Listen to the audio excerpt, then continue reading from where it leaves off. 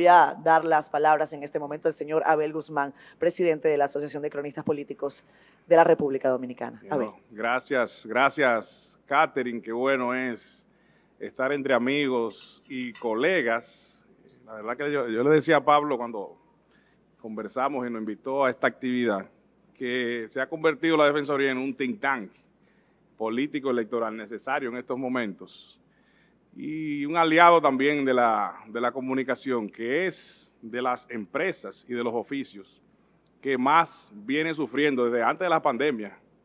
Claro está, la pandemia aceleró el proceso que hoy vivimos y la idea de este encuentro es, nosotros que venimos, bueno, desde 2003, Caminero, Ulises, Yanesi, Héctor, Juan, que hemos venido desde 2003 haciendo un esfuerzo de congregar a jóvenes y no tan jóvenes del área política y para buscar un espíritu, ¿verdad?, de grupo, que es lo que nos falta mucho en estos menesteres. Y se ha visto la necesidad de fortalecer más las asociaciones. Aquí está el presidente del Colegio de Periodistas, Aurelio Enríquez, Omar Rivera, Sociedad de Medios Digitales, que son los aliados, son gente con ética y profesionalidad que en este mundo digital, que ya la misma ONU ha dicho que las redes sociales se han convertido en una amenaza para los medios de comunicación tradicionales y lamentablemente ha sido así, porque nadie pensaba que desde 1973, cuando surge la Sociedad de la Información de Daniel Bell, que viene creyéndose en el protagonismo de la sociedad de los medios digitales, la concentración y el poder que supuestamente tenían los medios tradicionales, en menos de 20 años se ha venido desvaneciendo por la fábrica y lo que ya yo creo que es la sociedad de la desinformación, lamentablemente, en que nos hemos convertido, que hasta presidentes de Estados Unidos todavía están bajo la lupa de Facebook y otras redes sociales y guerras políticas. Es lamentable que eso nos haya tomado desprevenidos en el mundo, en la comunicación tradicional. Entonces, el periodismo puro, comprometido y ético está cada vez más menguado y amenazado y no ha habido una especie de vacuna, no ha habido una especie de consenso para ver cómo enfrentar ese reto. Y este tipo de foros es necesario, local, a nivel internacional, para ver cómo la ética y la formación pura de nosotros puede hacer prevalecer, porque se habla, ¿verdad?, que en la pandemia los medios tradicionales tuvieron el protagonismo ante tanta desinformación que surgió de llamados influencers o medios surgidos, personas que la verdad que es importante que se haya democratizado la información en los medios, pero eso ha venido como una espada de Damocles sobre nosotros, los que venimos con 15, 20 años de formación en los medios tradicionales, que pasamos centro. Entonces de buenas a primeras llega a alguien que puede ser que no sea de la comunicación, sino que sea de otras áreas, no tenga la formación política, y nos afecta entonces el espacio. No solo a nosotros como periodistas, sino ya se habla de que menos de la mitad de los ingresos ya están teniendo los medios tradicionales, sobre todo los impresos, y desapareciendo mucho. Menos de la mitad de los ingresos y menos de la mitad de la circulación. ¿A dónde parará esto? Bueno, la gente pensaba que eso iba a durar más, pero parece que ya 10 años puede ser mucho tiempo para los medios tradicionales y eso lleva a repensar la comunicación política y en sentido general de hacia dónde la vamos, cómo la vamos a preservar.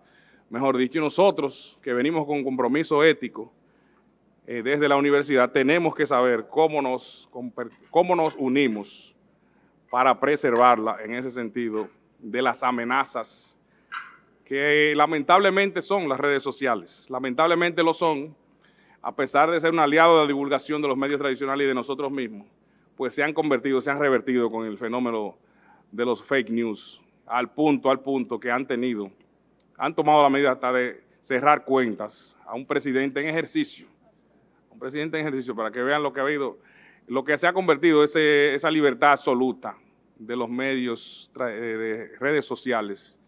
Entonces la idea es esa, que Verónica, con su visión cosmopolita y política y de comunicación, pueda, junto con nosotros y ustedes, compartir esa visión a la que no es ajena a la República Dominicana, que de ejemplo está de más que cada día amanecemos discutiendo un tema banal que es tendencia en los medios de comunicación en momentos de una crisis mundial.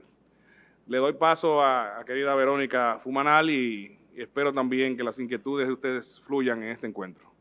Gracias.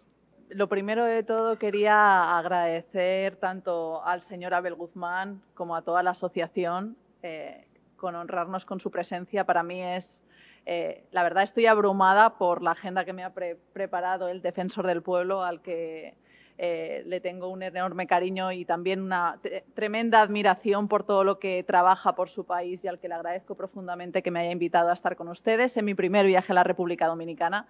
Ya les digo que me voy absolutamente enamorada de este país y de sus gentes, así que muchísimas gracias por la acogida.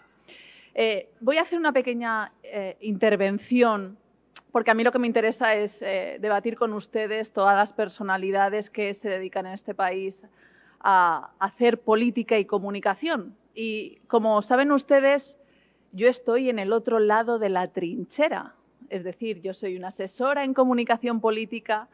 Y ya saben ustedes lo que dicen, ¿no? Que los periodistas que ejercen el lado de la información están a un lado y los que estamos en el mundo de la comunicación estamos en el otro lado, normalmente con intereses contrapuestos. Porque ustedes dirán, esta chica lo que quiere es imponernos un determinado marco, que saquemos un determinado titular. Y por lo tanto hay un resquemor y una batalla tradicional entre el mundo de la comunicación política y del periodismo, del cual yo discrepo profundamente. A mí me parece que política y medios de comunicación estamos en el mismo barco y necesitamos absolutamente mantener una relación simbiótica entre nuestras profesiones, porque ustedes y nosotros, sobre todo aquellos profesionales que ejercemos la comunicación política desde un punto de vista ético, cívico, democrático, buscamos exactamente lo mismo, que son ciudadanos y ciudadanas informados, con capacidad crítica para las instituciones, pero también militantes de la democracia. Y cuando uno se da cuenta de que buscamos lo mismo, la relación y la perspectiva cambia. Lo segundo que quería apuntarles es que política y medios de comunicación adolecemos de los mismos problemas y retos en este siglo, que es un poco a lo que se estaba refiriendo Abel.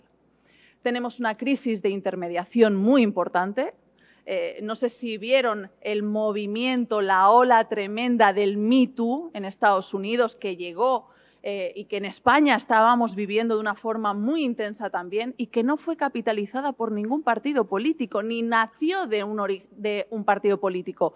Fue la ciudadanía quien impuso ese relato y que los partidos políticos se vieron abocados a representar. Pero es que a los medios de comunicación les está pasando exactamente lo mismo, que es a lo que se refería Abel. Una crisis de intermediación brutal, porque ahora cualquiera con un dispositivo móvil y red puede ejercer una cosa similar al periodismo, que los ciudadanos no saben diferenciar y que por lo tanto es asumida con información, aunque sea todo lo contrario, aunque sea desinformación. Así que uno de los primeros retos a los que tenemos que enfrentarnos, política y periodismo, es a esa crisis de intermediación que estamos viviendo. El segundo reto que tenemos ambos es lo que en mi opinión es el cáncer de las democracias liberales, que son las fake news. En estos momentos, los partidos políticos, los candidatos, candidatas, tienen muy pocos incentivos en competir una campaña electoral sin fake news.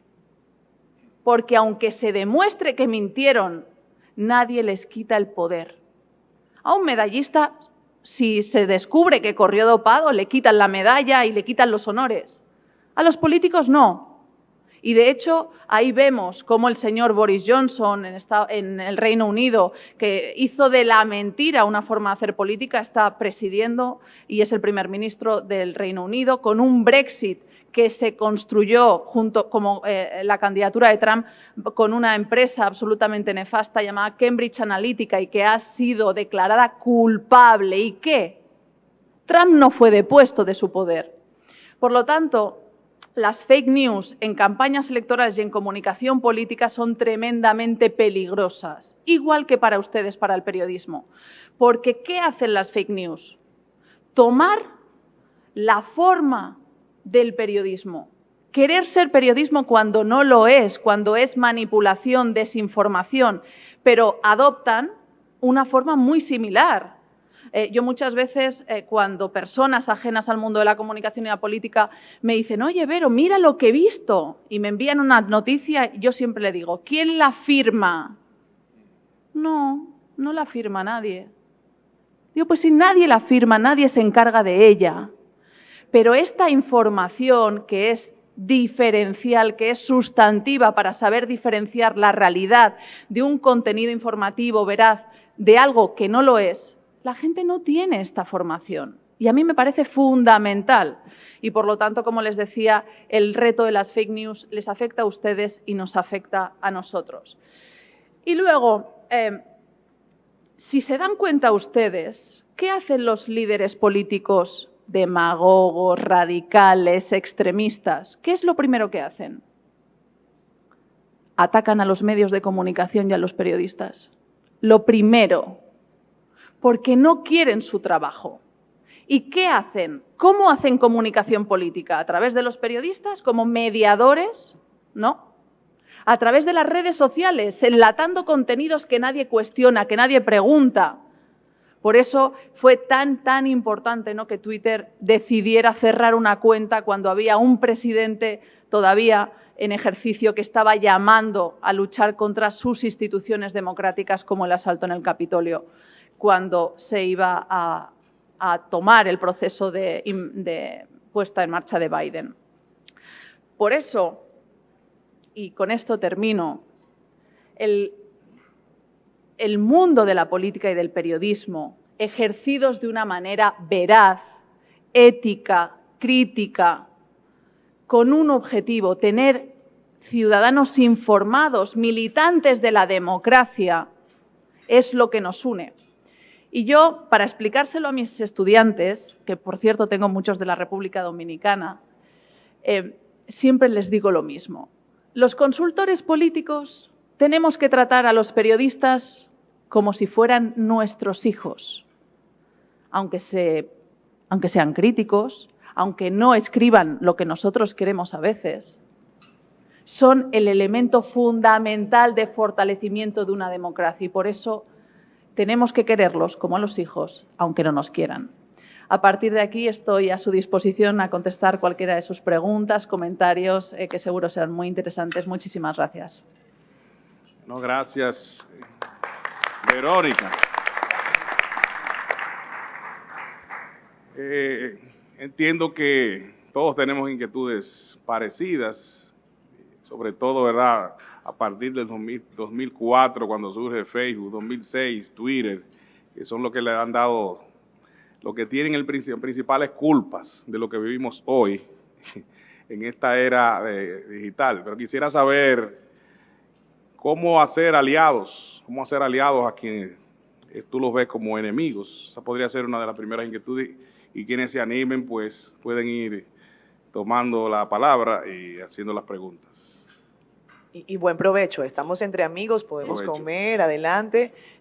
Alberto adelante. Caminero, pueden encender el micrófono. Sí, buenas tardes.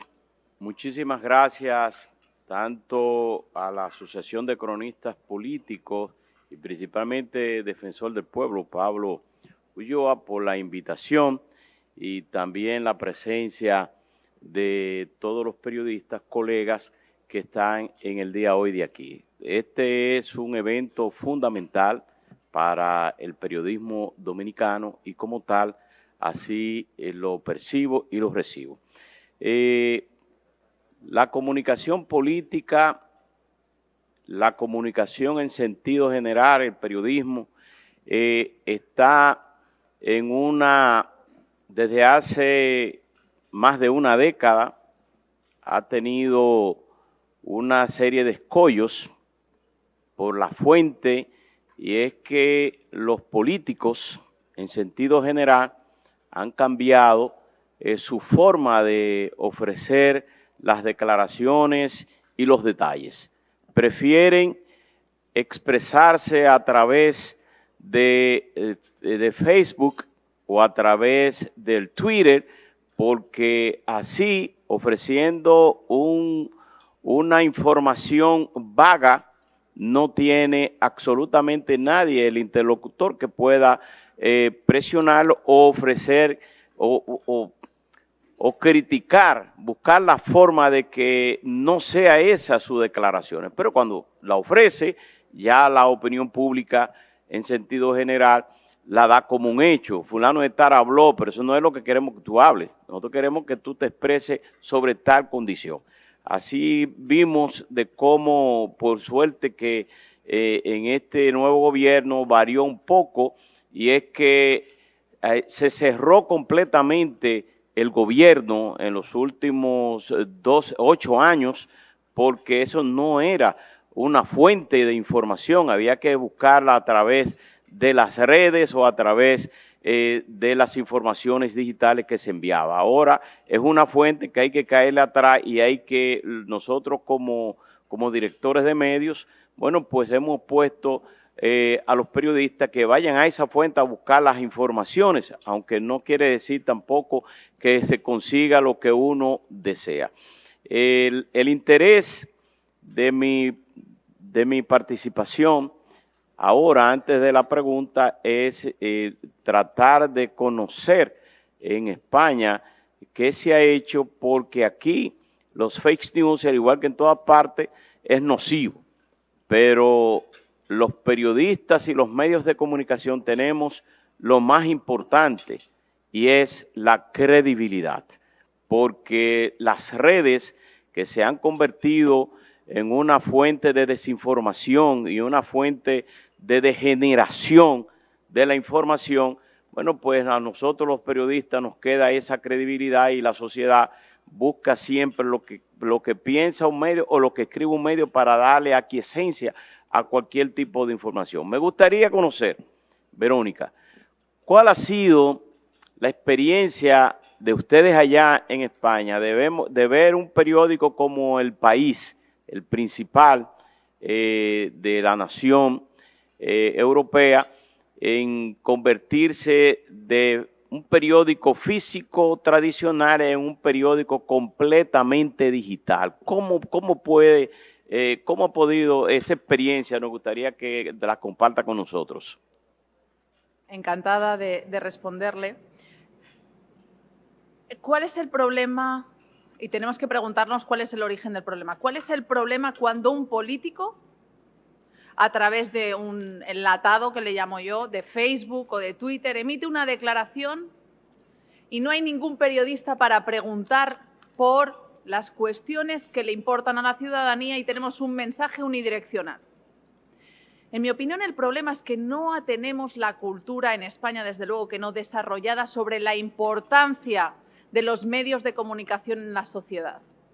Porque los ciudadanos, en lugar de rechazar esa comunicación, la han aceptado como si fuera una comunicación más cercana, una comunicación más real, una comunicación, digamos, directa, cuando es todo lo contrario, es un elemento de propaganda de primerísimo nivel porque no está fiscalizada. Y el problema no es de los ciudadanos. El problema es que desde la pedagogía, desde la formación de un Estado de Derecho, no se ha formado a los ciudadanos para saber distinguir sus derechos. El derecho a una información libre y veraz está en la Constitución española y a día de hoy no se cumple. De hecho, ahora mismo en España tenemos un tremendo debate sobre qué hacer con las fake news. En España tenemos 15 días de campaña electoral. Yo siempre digo que las campañas han muerto porque una campaña es un periodo limitado de tiempo y ahora se hace comunicación política electoral desde el minuto cero que uno llega a una victoria. Por eso quería aclarar la pregunta. Pero sí que es cierto que no tenemos a ciudadanos informados en sus derechos. Y entonces en España estamos pensando qué narices hacer con las fake news. En Francia, por ejemplo, han aprobado una ley que durante el periodo electoral hay un organismo que controla, que supervisa las informaciones.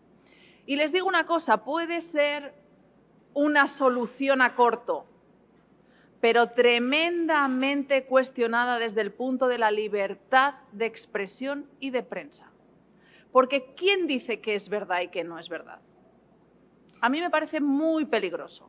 Por lo tanto, la única solución que yo veo como profesional de la comunicación política que ha tenido que hacer campaña contra fake news muy potentes, y les digo que es tremendamente complicado, yo creo que lo único que podemos hacer es, en las escuelas, a los niños y las niñas chiquitines, saber enseñarles a diferenciar qué es periodismo, qué no es periodismo. Porque de lo contrario siempre estaremos viendo a quién le damos el poder supremo de decir lo que es verdad o no, con el consecuente, la parte negativa que yo le veo, que es que ya saben ustedes cómo funciona la teoría de Festinger, la de la disonancia cognitiva.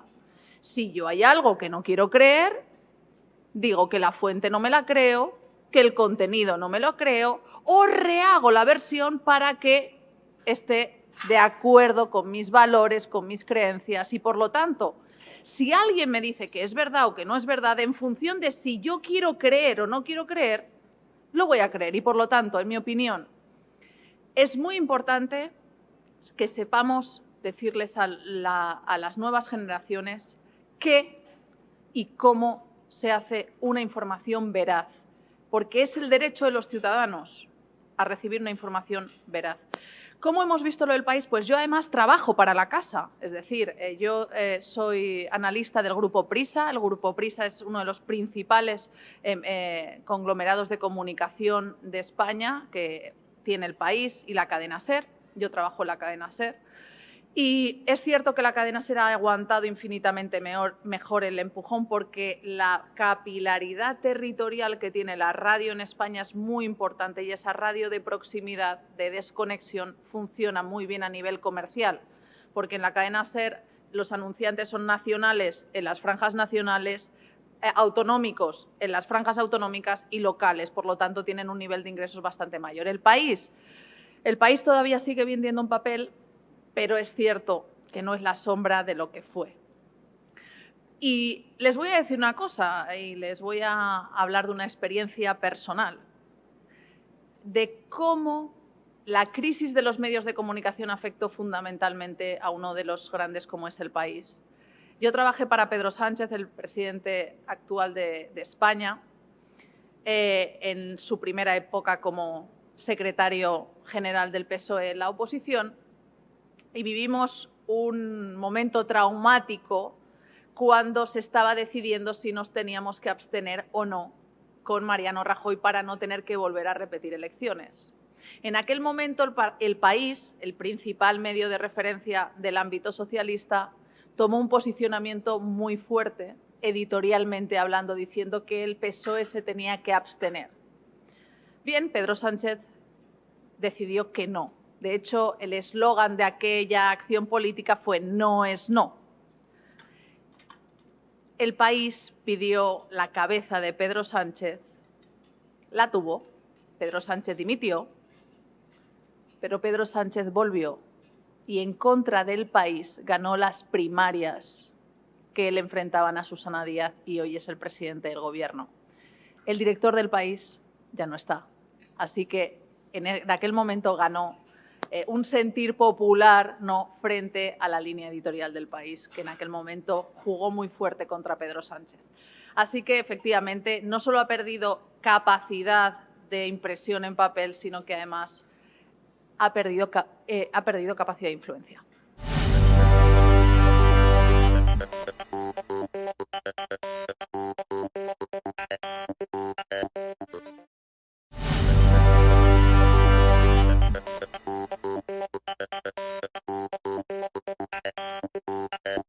Agradecer a don Pablo Ulloa, el defensor del pueblo, a Abel Guzmán, presidente de la Asociación de Cronistas Políticos.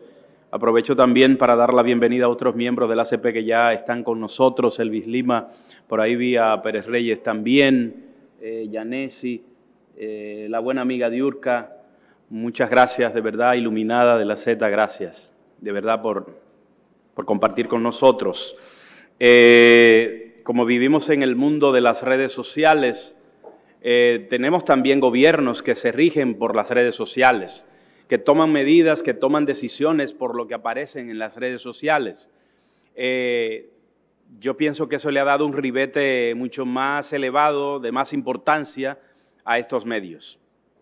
Nosotros tenemos aquí un tema que es un tema de comunicación política, el problema de las AFP, que no quieren devolverle los cuartos a la gente cuando se retira, cuando se enferma, cuando ya no puede seguir produciendo.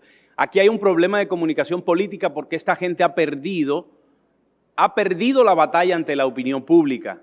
Y cuando hablo de opinión pública, hablo de cada uno de los ciudadanos, no hablo de nosotros que hacemos opinión, porque nosotros somos una partecita y quizás yo diría que insignificante.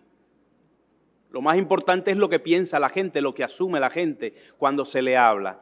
Entonces, dos cosas. ¿Qué hacer cuando tenemos, no sé si llamarle cliente, jefe, director, que sí cree en los famosos fake news? O sea, ¿dónde diablos no lo ponemos? O sea, ¿cómo lo sentamos? ¿Cómo lo concientizamos de que tiene que poner los pies en la tierra, de que tiene primero que investigar, de que tiene primero que consultarnos, de que tiene primero que consultar antes de hacerse un juicio y ejecutar? Tenemos políticos por demás de ese tipo. ¿Qué hacer con ese político? ¿Qué hacer con ese cliente, con ese jefe, con ese director? Primero. Y luego, ¿qué recomendar a estas empresas que se han pasado la vida entera? Estoy hablando de las administradoras de fondos de pensiones y de las administradoras de servicios de salud, que son las ARS. ¿Qué hacer con esa gente que ni siquiera comunicación tiene con la gente? ¿Qué se les recomienda a esa gente? Estamos creando una burbuja donde consideramos que lo que pasa en redes sociales es lo que pasa en el mundo, y eso no es verdad. Yo, cada vez que un cliente mío, político, política, me dice ¡ay, esto es muy importante! Porque es trending topic. Yo le digo una cosa.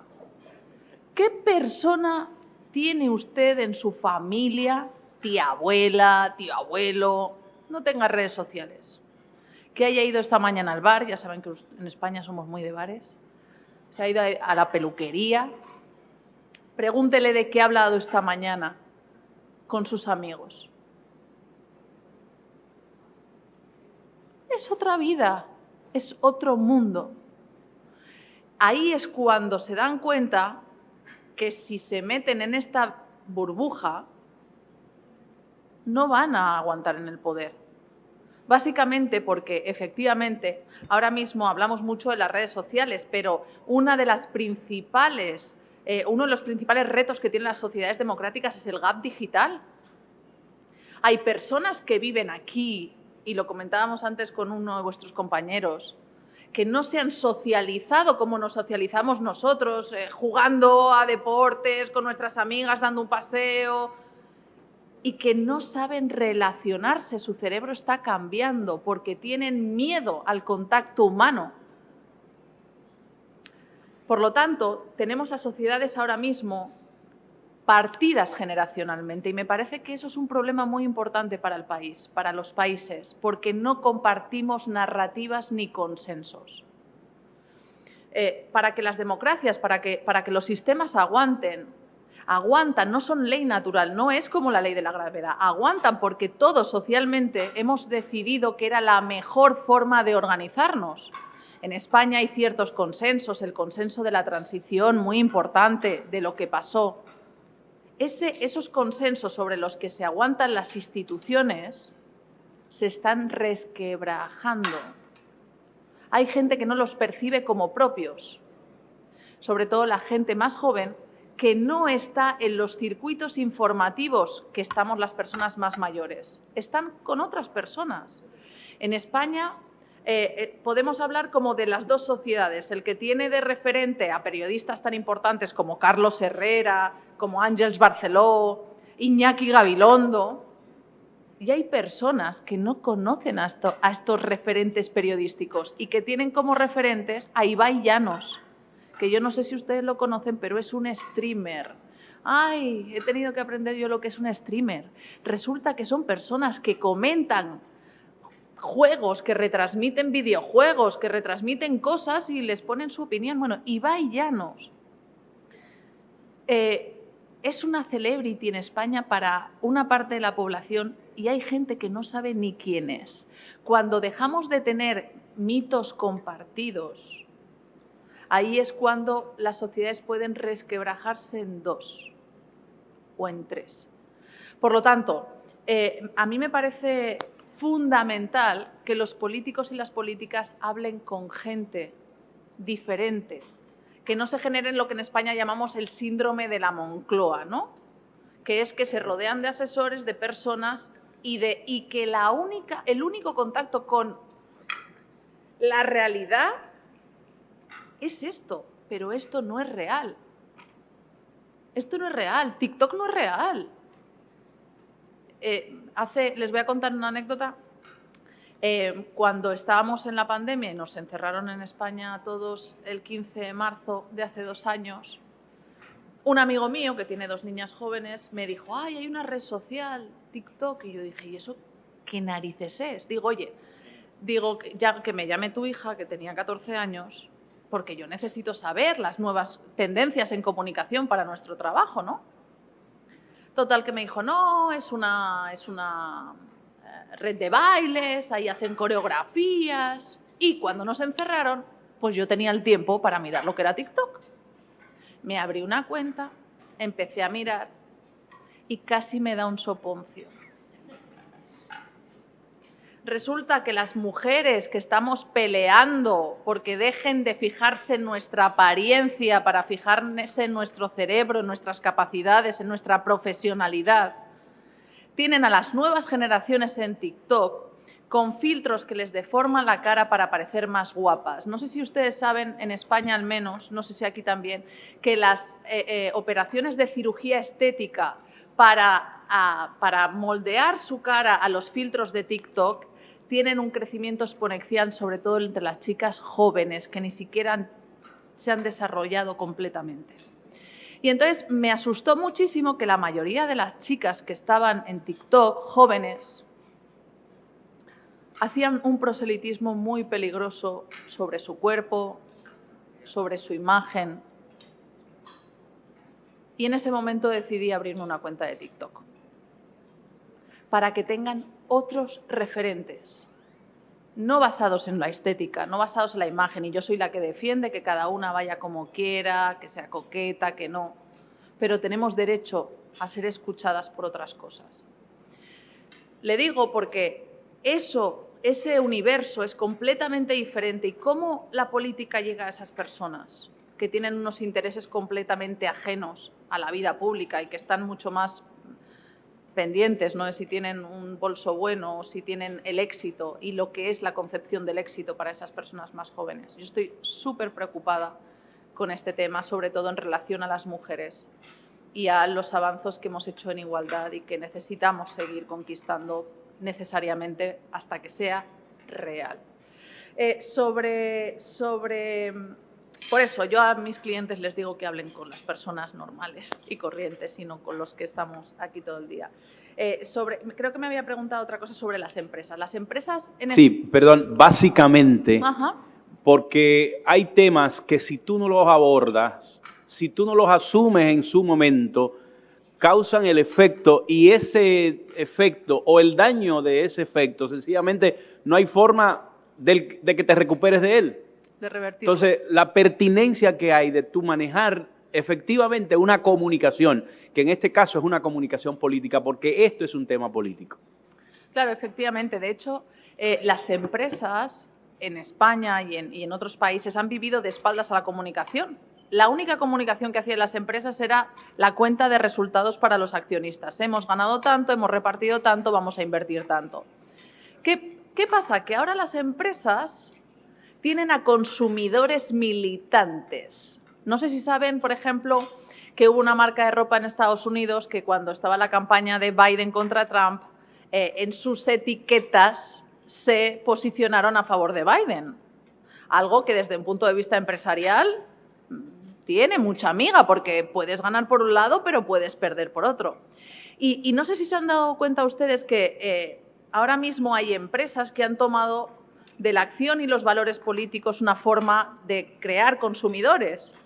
Y me parece muy interesante, pero esas son las nuevas.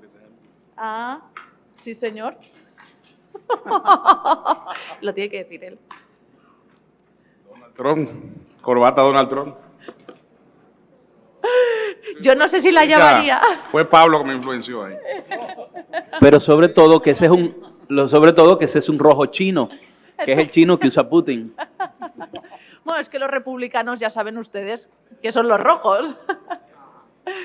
Entonces, lo que les decía es que hay empresas que no se han subido a ese carro y que consideran que comunicar no forma parte de su ADN, hasta que tienen un problema. Pero ahí no hay vuelta atrás, ya van tarde, la comunicación reactiva siempre pierde por definición, también en política. Yo siempre les digo que ganar es liderar, controlar la agenda, que se hable de lo que tú quieres. Cuando vas a lo que hablan los demás ya has perdido. Y por lo tanto las empresas, yo creo que poco a poco, con ciudadanos mucho más concernidos sobre cuáles son los métodos de producción, qué es ético. Por ejemplo, una de las cosas, ayer leí la noticia, se la pasé a Pablo, la Comisión Europea va a hacer una directiva para que las empresas, las mayores empresas de Europa tengan que tener el 40% de directivas y el 40% de mujeres en cargos en consejos de administración no directivos, algo que me parece extraordinario. Pues, ¿qué quiere que le diga? Yo, si hay una empresa, por mucho que me guste, que no cumple esa directiva, no voy a consumir sus productos. Cuanto más ciudadanos críticos, más necesitamos la comunicación y más necesitamos establecer un diálogo correcto, un diálogo abierto con nuestros consumidores. Así que los que no quieran se quedarán atrás en la historia como se han quedado tantos. Verónica, perdone pero ¿debería algún poder del Estado asumir el tema y exigir, en ese último caso, que esas empresas, primero interpelarlas y que también le expliquen a sus clientes cómo anda eso, cuáles son las ganancias, cómo se invierte y todo eso? De hecho sí. De hecho, hay muchas empresas ya que tienen lo que se llama RSC, Responsabilidad Social Corporativa, que son los departamentos que se encargan de explicar cuáles son las medidas, por ejemplo, los ODS que tienen, la responsabilidad que tienen de inversión en temas socialmente vinculantes, socialmente importantes. Es decir, esto es una tendencia que creo que ha llegado para quedarse, porque, insisto, ahora mismo una de las cuestiones, por ejemplo, que se impuso en el debate público la semana pasada es si se debía boicotear productos rusos, no comprarlos directamente, ¿no? Y tuvo una contestación bastante importante en la opinión pública favorable. La gente se va a posicionar políticamente, ideológicamente y en valores con su consumo ya.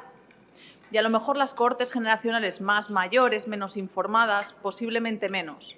Pero la gente joven, de hecho, está muy, muy concienciada con determinadas cosas, ¿no? Y entonces, a mí me parece que es importantísimo que las empresas sepan que comunicar no es explicar lo bien que les va, sino es contar qué modelo de país, de sociedad quieren y cómo contribuyen a eso. Y les voy a decir una cosa.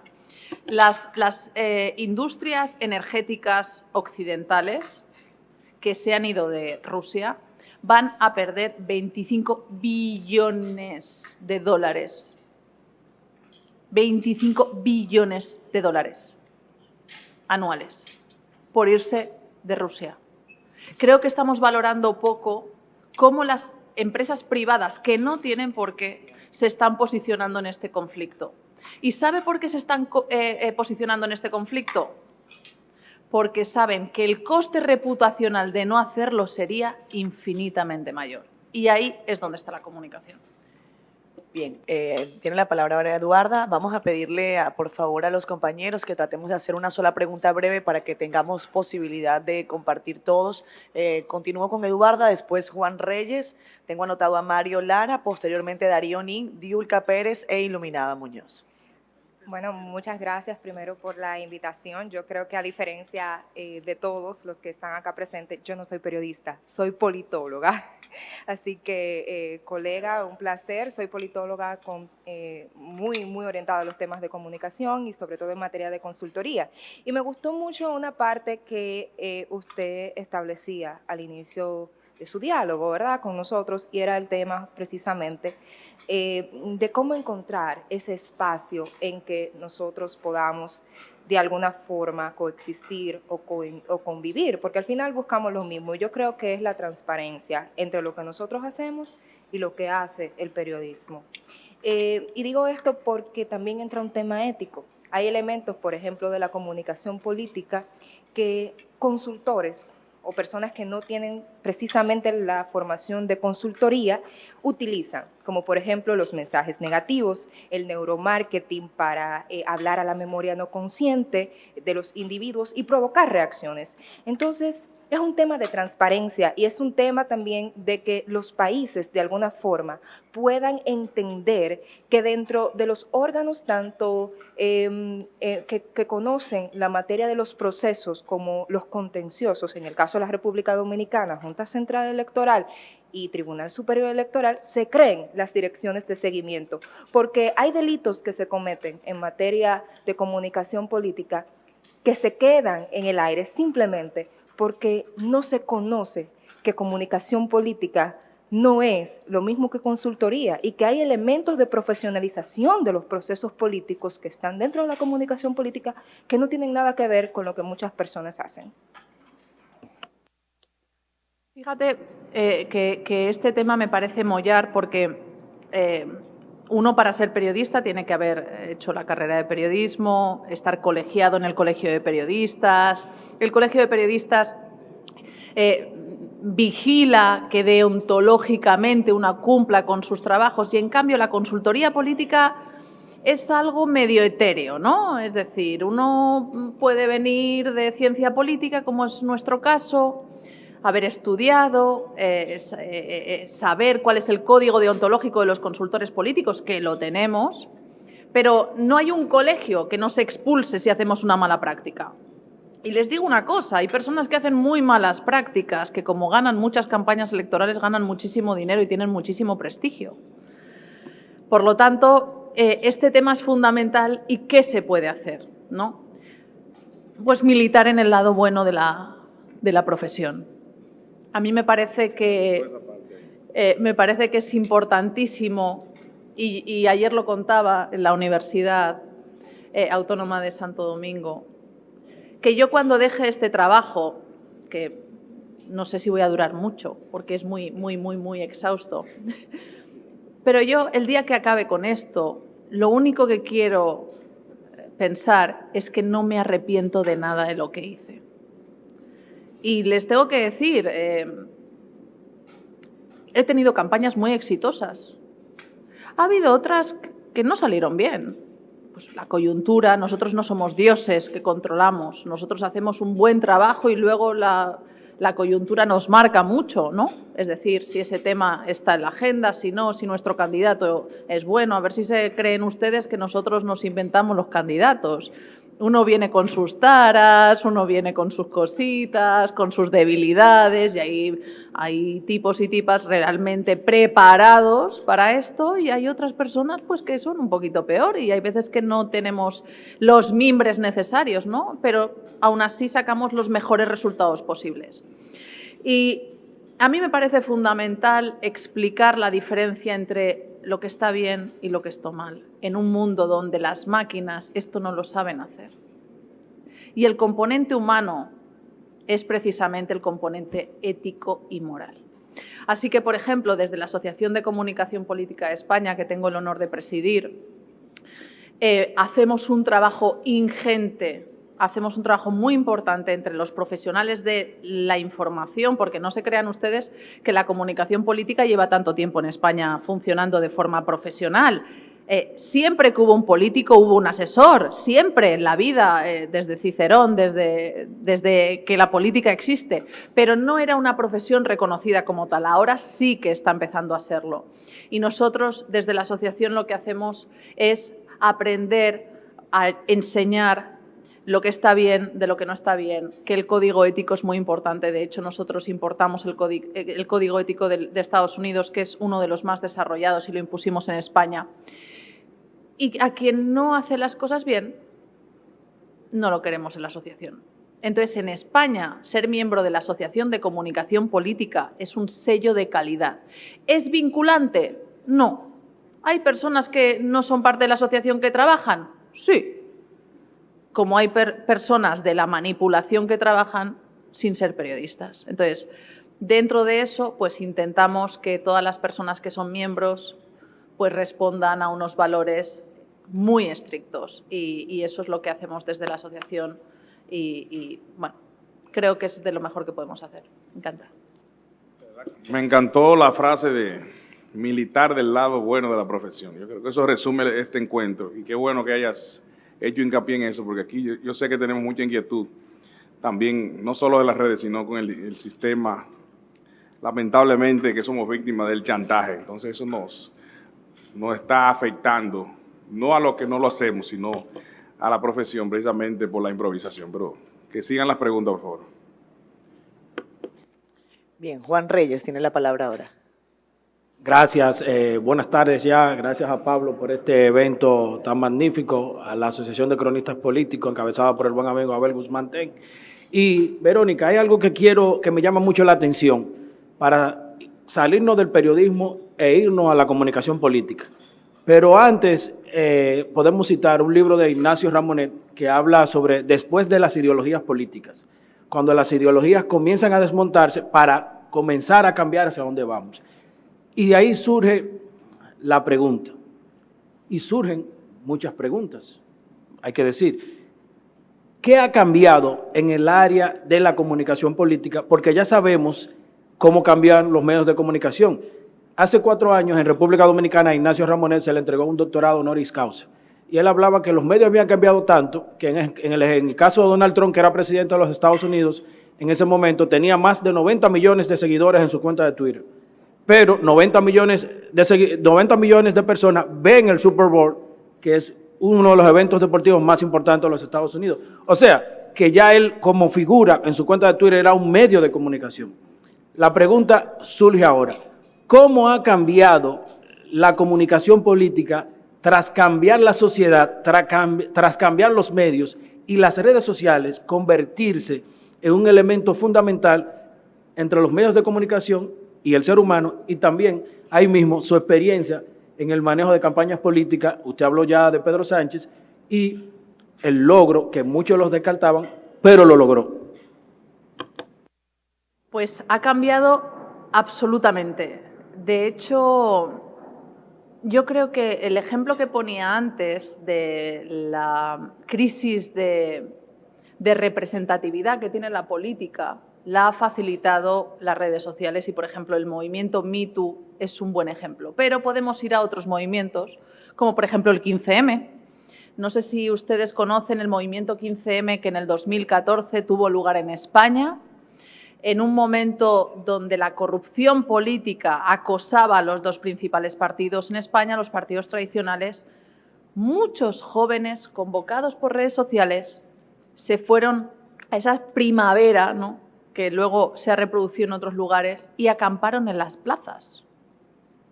Esto sin las redes sociales no hubiera sido posible. Es imposible que esto hubiera pasado sin un método de comunicación transversal, porque los medios de comunicación no hacen activismo político. Es decir, ninguno de sus medios de comunicación hubiera podido llamar a la gente a las plazas, y menos contra los partidos establecidos. Por lo tanto, las redes sociales tienen cosas buenas también y cosas malas, por supuesto. Lo que ha permitido es que haya un empoderamiento de los ciudadanos y que haya puesto en común a personas que antes ni siquiera se conocían y que ahora, a través de un foro, porque están interesados en, no sé, la plantación ecológica de la banana en Canarias, se pongan en común, aunque uno pueda vivir en Oslo. Compartan, debatan. Esto es lo bueno. Y la parte negativa, que es el efecto túnel, porque ellos se retroalimentan. Que este es uno de los problemas que, en mi opinión, ha traído aparejada las redes sociales, la fragmentación de la opinión pública. Ahora mismo, en España hay tal fragmentación de los medios de comunicación producido por la demanda que uno, en una escala de Likert del 1 al 10, si es de extrema derecha, lee a un medio, si es un 8, lee a otro medio, si es un 6, lee a otro medio, escucha a otro medio. ¿Qué quiere decir? Que los medios de comunicación se han fragmentado mucho para responder a las necesidades ideológicas de la gente. ¿Y eso qué quiere decir? Que Verónica Fumanal abre un medio de comunicación que ya sabe que le gusta y entonces dice, uy, fíjate, este piensa igual que yo, qué bien, eso será que tengo razón, ¿no? Ay, fíjate, este también piensa como yo, hostia, estupendo. Mira, este argumento no lo sabía, pero este también piensa como yo. ¿Qué pasa? Que si todos me dicen lo bien que pienso y la razón que tengo, estoy entrando en una burbuja que me radicaliza, porque los procesos de polarización vienen por allí. Normalmente, en esos procesos hay alguien que va un poquito más al extremo y esa gente suele llamar la atención y suele, además, modificar los posicionamientos hasta sitios más extremos, que es lo que se llama la polarización política, ¿no? Por lo tanto, esa fragmentación y esa burbuja hace que todos los que estamos aquí nos estemos dando la razón y que no estamos entablando ningún tipo de diálogo con los que están en la sala de al lado, que piensan un poquito diferente a nosotros, con otros argumentos. En cambio, antes, cuando había los medios de comunicación cachol para todos, pues había un opinador que te gustaba más, el otro no te daba tanto la razón, pero tenía un posicionamiento que tú decías, bueno, a lo mejor esto tiene por aquí algo de razón. No me gusta, pero a lo mejor por aquí. Y abría la opinión, y abría esa formación de la opinión pública que hace la opinión publicada. En estos momentos, las redes sociales yo creo que nos han convertido en grandes, efectivamente, laboratorios que nos congregan a los que estamos convencidos de que los demás nos van a dar la razón y estamos fantásticamente porque no se nos activa el malestar que genera la disonancia cognitiva, pero claro, nos hace sociedades mucho más fragmentadas y vuelvo a lo de antes, que dejan de compartir narrativas institucionales que nos obligan a todos sobre los derechos y como dice el defensor del pueblo, ¿no? Derechos, pero también obligaciones de lo que significa ser un ciudadano, ¿no? Y a mí me parece que las redes sociales, en ese sentido democratizador de la opinión, del encuentro entre personas con los mismos intereses ha sido positivo, pero que tiene externalidades negativas, como es esa polarización y esa bunkerización de la opinión pública en personas muy, muy homogéneas desde un punto de vista ideológico y por eso la fragmentación de los medios de comunicación. Mi experiencia, pues la primera campaña política que hice, que fue con Ciudadanos en el año, que espere que lo pienso, en el año 2000. No, antes, en 14 empecé con Sánchez. En el año 2006, creo que fue, 2003. En aquel momento, Ciudadanos era un partido político nuevo en Cataluña que emergía en contra del nacionalismo catalán y que había nacido en las redes sociales, en un foro de Internet. En aquel momento empezaban a verse los foros, MySpace, no sé si se recuerdan, yo ya casi no me acuerdo de cómo era aquello. En aquel momento hicimos una campaña muy, muy orientada hacia los medios de comunicación, como no podía ser de otra manera, a través de medios de comunicación españoles, nacionales, porque en Cataluña eran un partido bastante mal visto por los medios de comunicación nacionalistas, así que hicimos como una estrategia basada en una estrategia espejo, ¿no? Desde Madrid se reflejaba para Cataluña, porque si nos quedábamos en Cataluña, la verdad es que nos trataban bastante mal. De eso a la hipersegmentación de los electorados. Ahora, un partido político con voluntad de gobernar y, por lo tanto, con vocación de transversalidad, tiene que hacer una campaña para los jóvenes, con el lenguaje de los jóvenes, con las motivaciones de los jóvenes, en los canales de los jóvenes. Tiene que hacer una campaña para las mujeres, en las redes de las mujeres, en los medios de las mujeres, con sus motivaciones de las mujeres. Tiene que hacer otra campaña para los agricultores, otra campaña para las personas que viven en los ámbitos rurales, en el ámbito urbano, porque ahora mismo un ciudadano de Santo Domingo, un periodista de Santo Domingo, tiene mucho más que ver con un periodista madrileño que con un agricultor o una agricultora que viva en un pueblecito chiquitín. Por lo tanto, ahora mismo estamos abocados a una misma campaña, a hacer tantas campañas diferentes como públicos objetivos fundamentales haya para nuestro candidato. Sí, hasta para las queers. Antes hemos estado hablando de lo que es en España el feminismo queer. Por lo tanto, es imprescindible que la narrativa, que los canales sean diferentes. Porque si yo le hablo igual a dos personas que no son iguales, no me escuchan, no me compran. Dice, yo es que no quiero que me hables de ti. La diferencia ahora es que quiero que me hables de mí. Y por lo tanto creo que la comunicación política ha cambiado mucho en ese sentido con las redes sociales y nos permite también ese acercamiento mucho más segmentado de lo que nos podía dar antes un anuncio, un spot en un medio de comunicación mucho más transversal.